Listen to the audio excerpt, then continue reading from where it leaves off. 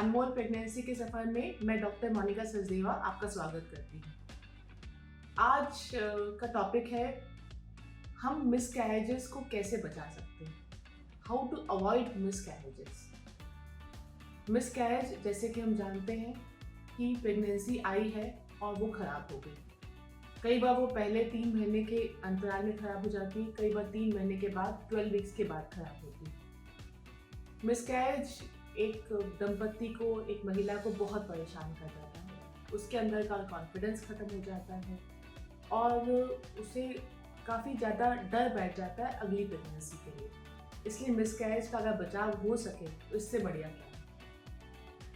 Miscarriage आपको पता है कितना कॉमन है। नेचुरली कंसीव करने की 6 महीनों में लगभग किसी एक को मिसकैरेज हो जाता है। सो 1 in 6 चांसेस है। इनफैक्ट फर्टिलिटी ट्रीटमेंट में थोड़े से चांसेस बढ़ जाते हैं मिसकैरेज के। अब मिसकैरेज को हम बचा कैसे सकते हैं, उससे पहले ये जानना बहुत ज़रूरी है कि कोई मिसकैरेज हुआ तो ऐसा नहीं है कि अगली प्रेगनेंसी भी मिसकैरेज होगी। तो पहले तो वो डर हमें अपने मन से हटाना है।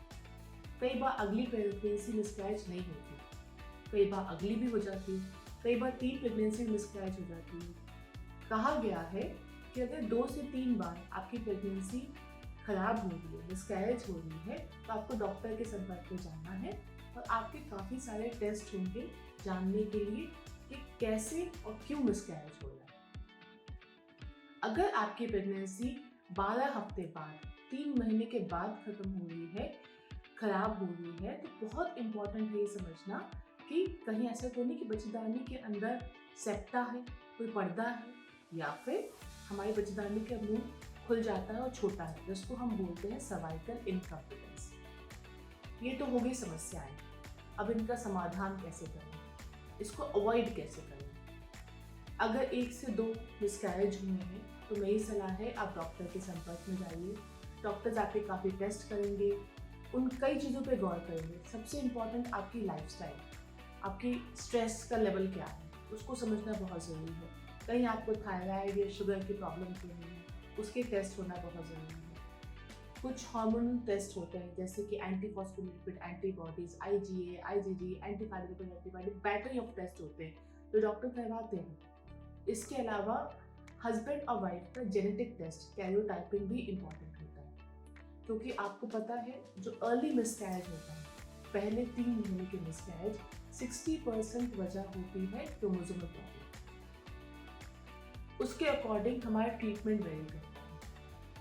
अगर मिसकैरेज हो रहे हैं तो प्रिवेंशन के लिए एस्पिरिन नाम की दवाई या खून पतला करने का इंजेक्शन, जिसको हम हेपारिन बोलते हैं, उसके बहुत अच्छे रोल है मिसकैरेज को रोकने के लिए। और अगर मिसकैरेज 3 महीने के बाद हो रहा है, सेप्टा की वजह से हो रहा है, सर्वाइकल इनकॉम्पिटेंस की वजह से हो रहा है, तो सेप्टा करेक्ट करके हिस्ट्रोस्कोपी के द्वारा सेप्टा काट के उसको ठीक करके और सेम सर्वाइकल इनकॉम्पिटेंस में बच्चेदानी के मुंह में थोड़ा सा टाका लगा करके हम प्रेगनेंसी को कई बार आगे तक लेके जा सकते हैं, सक्सेसफुल हो जाते हैं। अब आ गया जेनेटिक प्रॉब्लम। उस केस में हमें IVF की मदद लेनी पड़ेगी और IVF में प्री इम्प्लांटेशन जेनेटिक स्क्रीनिंग, जिसे हम PGS कहते हैं दोस्तों, उसके द्वारा हम पता कर सकते हैं कि कौन सा एम्ब्रियो एबनॉर्मल है, वो हम आपके अंदर पे ट्रांसफर या स्थानांतरित नहीं करेंगे।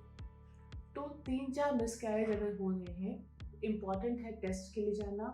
मुझे लगता है आज जैसे जैसे निसंतानता या सब फर्टिलिटी का बढ़ाव हो रहा है, काफ़ी इंक्रीज कर रही है, तो मुझे लगता है 2 मिसकैरेज के पास भी हमें डॉक्टर के पास ज़रूर जाना चाहिए और मिसकैरेज की वजह का पता ज़रूर करना चाहिए। सही इलाज, सही जांचें और सही तरीके से अगर हम आगे बढ़ते हैं तो मिसकैरेज की समस्या का हम निवारण कर पाते हैं और सक्सेसफुल प्रेगनेंसी, लाइव प्रेगनेंसी होने के चांसेस होते हैं। तो अपना मनोबल मत तोड़िए दोस्तों। मेरी रिक्वेस्ट है आप सबसे लेडीज़ कि अगर मिसकैरेज हो रही हैं तो डॉक्टर के संपर्क में जाइए, जांचें करवाइए। जांचों के लिए हिचकिचाइए नहीं, ये जांच क्यों लिखी, वो जांच क्यों लिखी है। हर जांच, हर ब्लड की जांच, हर अल्ट्रासाउंड इसके लिए बहुत ज़रूरी है जानने के लिए कि मिसकैरेज क्यों हो रही है। इनफैक्ट जेनेटिक टेस्टिंग हस्बैंड और वाइफ का भी बहुत ज़्यादा ज़रूरी है। तो समय पे डॉक्टर के पास पहुँचेंगे तो उसका निवारण भी हो जाएगा। नमस्कार दोस्तों।